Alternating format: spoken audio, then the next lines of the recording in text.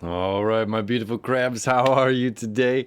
Michael Eschenburg here, honest Dane, bringing you your monthly horoscope for August of 2020. We've got a big month ahead of us, all right? There's a lot of beautiful growth, a lot of potential, a lot of opportunities. There's also, it takes work, right? I've been saying in every video, every rose has its thorn. We have a major squares going on. Before I get into that, still, August is one of my favorite months of this entire year astrologically. There's just so much positivity happening. And again, sometimes change equals uncomfortability. Uncomfortability can equal pain or discomfort and not of positive emotions, but we must go through that change. You know, it's like, why does the lobster grow, right? The lobster expands within its shell and it becomes painful and becomes vulnerable. It sheds its shell and goes under a rock and it develops a new shell, right? So it's like we're going through those painstaking phases in our life right now in order for us to come out a bigger, fuller lobster, right? Anyway, so there's a healthy balance between your partnerships and your work life that's going on right now. Okay, we're gonna have Mars. We have Mars in Aries right now. Okay, it's going to conjunct Eris. All right, if you're familiar with planet Eris, it's a dwarf planet that was discovered in 2016 on the outskirts of Pluto. It takes about 520 years to get around the sun. It is a dwarf planet, so I don't have it in the chart all the time. I'll show you what it looks like right here. I put out a video for it, I don't know, a couple months back.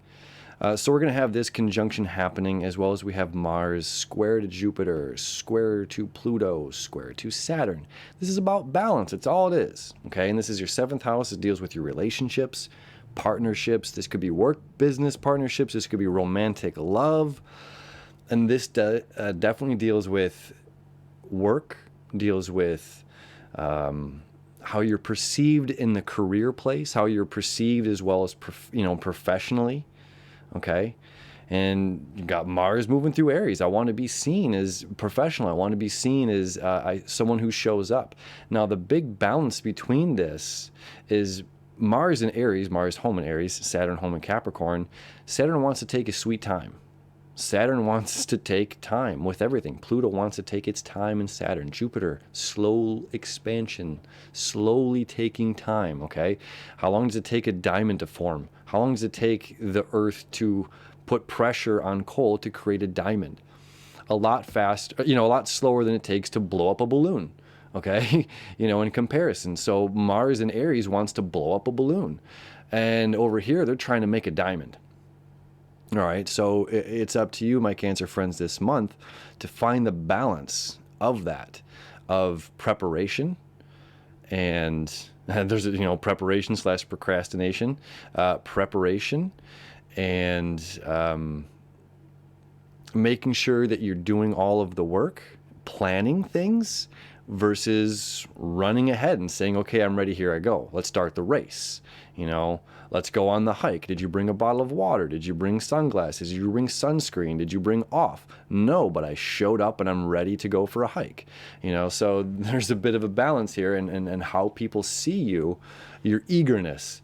But all in all, Mars, although ruled by Aries, is exalted in Capricorn. Okay, so Mars takes its time. It takes 2 years to go around the zodiac. All right, in a sense, this isn't a terribly uncomfortable square for Mars, because these guys all want to, mythologically, they are all guys, I suppose, anyway. So these guys want to go slow. Mars is exalted in Capricorn because it's a taskmaster. It does the job. It sees the job. Take this here, put it over there, and let's go forward. All right. So a good chunk of our month is the relationship between your career and your personal relationships. Okay. Finding the balance between them. And we'll talk about more how those line up here shortly. So to start off the month, we have a full moon in your 8th house, okay? Aquarius. So the moon's going to be in Aquarius. The sun's here in Leo. The sun in Leo this month is absolutely fantastic, as of course it is the sun that lights the path, the fire, the courage, our leadership, us being the amazing people that we are. This is that energy that's just like, yes, I can, let's go, right? It's I can conquer everything. I can do whatever I set my mind to. So it's like this really positive sun in Leo energy. So the moon in Aquarius, okay, this is about the community. Okay, in the community for you, this is about 8th house. This is about shared resources. So what's going on within your community? How are you giving back to the community? How are you showing up for the community? How are you emotionally being there? It's about an emotional need with the moon. Okay, so this is saying I need to show up for other people. I need to let other people know that I love them. Other people know that I care about them. And you're a Cancer, so you're already on top of that kind of thing. Okay, so this is reconfirming, though, taking this passionate fire that you have and making sure that you're not only giving it to the community, but you're allowing something to exist. Okay, as far as a collective, a shared something goes. So the sun in your 2nd house deals with your finances, my things, my kingdom, my material possessions, my money, the things that I value, okay? So it's not just about what you value, but it's about the collective. There's a group effort going on in here. So what's yours and what you're working hard toward and what's others and what they're working hard toward can come together. So that's what this moon is illuminating right now, is showing, oh, maybe, this light has never been turned on over here. Like, oh, well, what if we combined forces and work together? So that's on the 3rd, which is a great way to start this month out. Then Mars is going to square Jupiter on the 4th. Okay, we're just talking about that. Now, Jupiter is about abundance. Mars is about action. Okay, so in relationship, they want abundance in relationships. In what kind of personal relationships? This is long-term partnerships, not just any relationships. This is long-term partnerships. So my Cancer friends, whether it's a Cancer sun, Cancer rising, it's you're actively, and you see that this is the better for you. Right? Mars in your 10th house, that this makes you look good. This is a good move to partner up with this person or this thing. Or maybe that's what this square could be. Is this the right move to partner up with this person, this thing? Does this bring me abundance? Does this bring them abundance? Are we abundant together? Right? Really interesting how this is happening for you this year. And again, Mars is going to retrograde, so this is going to happen 3 times, and Mars will be in your 10th house for the remainder of the year, which is a really positive and beautiful thing. All right, so that's on the 4th. On the 4th as well, Mercury is going to finally leave your 1st house and enter your 2nd house of Leo. Again, now we're thinking about, talking about, communicating about money. All right, it's your finances. So whatever happened here on this full moon has sparked something for you, and now your train of thought is going towards your finances and the things you value. All right. On the 7th, now Venus is going to come out of your 12th house. This has been about karmic relationships, karmic understandings, understanding the karmic path that you have woven in your life. Right, we're co-creators of our experiences. And it's falling in love with the things that I did right as the things as well as, I did wrong. There's no wrongdoing. There's just learning, right? We're perfect yet ever expanding in a perfect yet ever expanding world, in a perfect yet ever expanding universe. So we don't know the best of something until we've done it, and now we've done it, and now we can determine would I do that again in the future or would I not? So with Venus being in your 12th house has been kind of looking at those shadows and saying, oh, I probably, given the situation again or in a future thing, and because so much of this deals with partnerships and career, it would be safe to say that if you're saying, if I would choose, this career again or this partnership again or going down this path, would I choose the same actions? And probably not. And then we think about it and we say, well, was it the partner? Was it the job? Or was it the timing, or was it the lack of understanding and experience? right? It's that's up to the individual to determine that. All right, let's get back here in it. So Venus leaving your 12th house of this karmic endings and relationships, coming into your first house, this is quite lovely. Venus loves to be in Cancer. Okay, it's a happy place for it to be because it gets to feels all the good feels. All right, also being your first house, this is about you. Venus coming about you. So this is shining love on self, saying like, I need to, pamper myself and love myself and give good to myself. And what would be all the good things that I would do for a partner? What would all the, wonderful things I would do for somebody else? I'm going to, do some of these things for myself and really take care of myself, and it finds a way of balancing itself out there with these partnerships going on. On the 10th through the 22nd, we have a really cool fire trine going on. Okay, so this is between the sun. The south node in your 6th house is about career for you. This is about your work, the services that you're doing, providing for other people. Okay, so the money, all right, shining your light on money, trine over here to the services you provide. Maybe there's a different approach to the services you provide. All right, it's the south node's job to make us rethink things and let things go. Then the other point of the trine is here to Mars. Okay, so this picks up from the 10th all the way to the 22nd. So the sun will be a little bit more over here.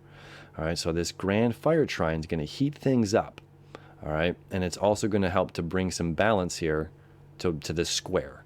All right, so you have it very fortunate this month as this is hitting your finances, it's hitting how you're working and your career all at the same time.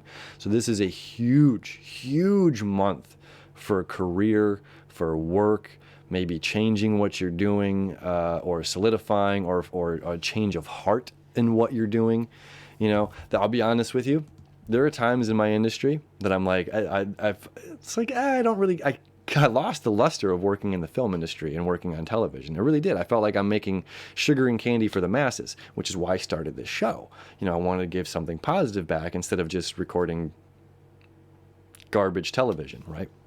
And then during this quarantine, and everyone's like, what's next to watch on TV? What's next to watch on TV? I found a different, wow, makes me appreciate what I do. Maybe some of that sugar and candy television that I'm a part of brings joy and laughter and entertainment to other people, So that was a personal thing, whereas I was able to switch something. So there's quite possibly something like that going on for you, again, with work, career, or the services that you provide to other people could be changing, or you might be changing how you look at those things.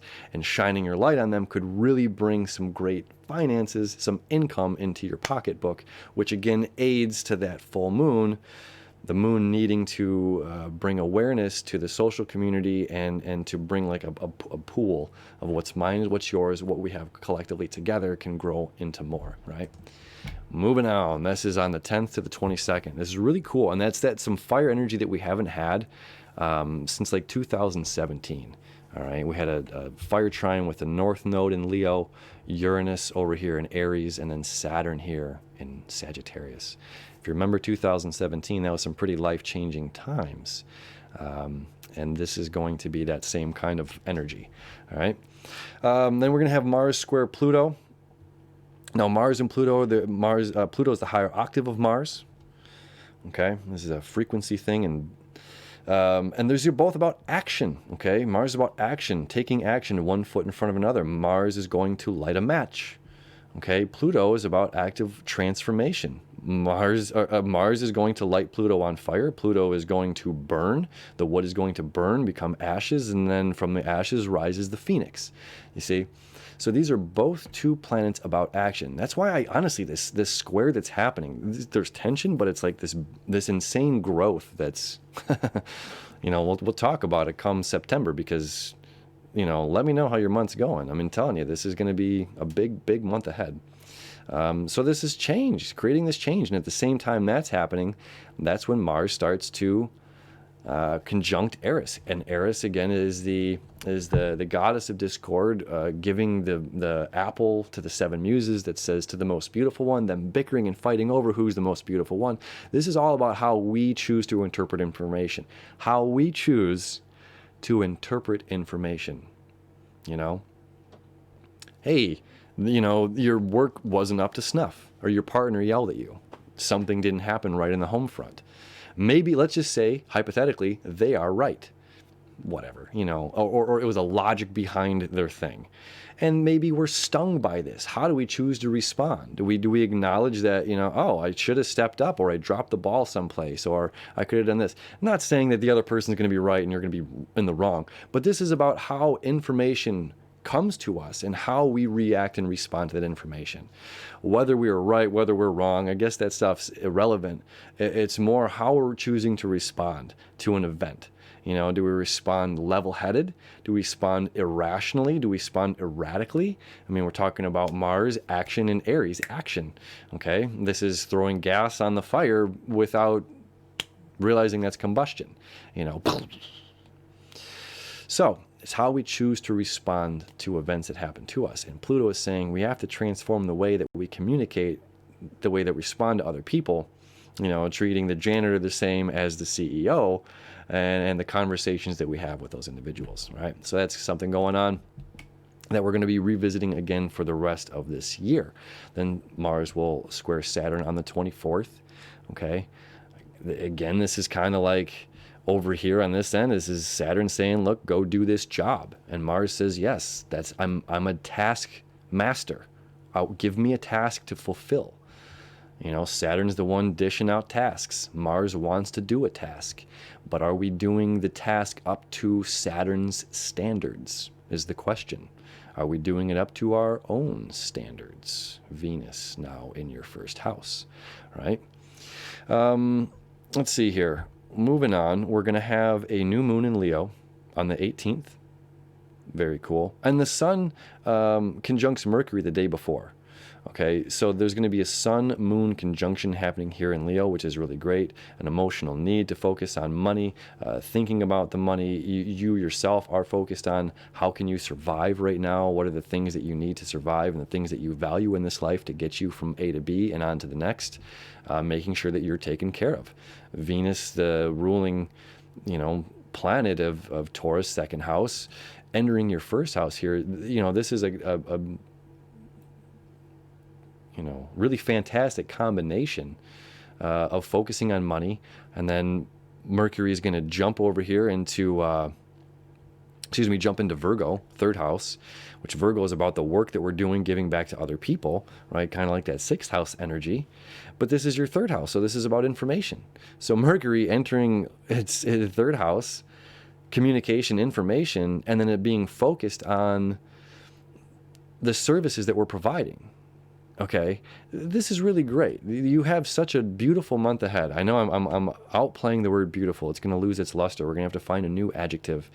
Either way, phenomenal month ahead. Then the sun is Mercury's going to enter Virgo on the 19th.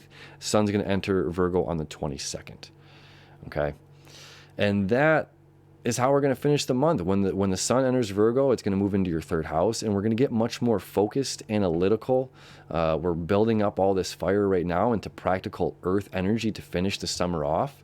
And we're doing that by getting focused on exactly what we want in our lives, who we want to be in our lives, as you have so much seventh house energy, what people we want to be in our career, what people we want to work together with, feeling good about our career. I mean, this is a huge career partnership, whether it's romance or work. There's something going on. Again, feel free to leave a comment. Let me know how it's going, because this is awesome, and please follow along with the dailies as I'm going to explain all these septiles and all of that good stuff. If you're new to the channel, the dailies are so much fun. All right. So my Cancer friends, you have a beautiful, beautiful month of August, and we'll see you soon.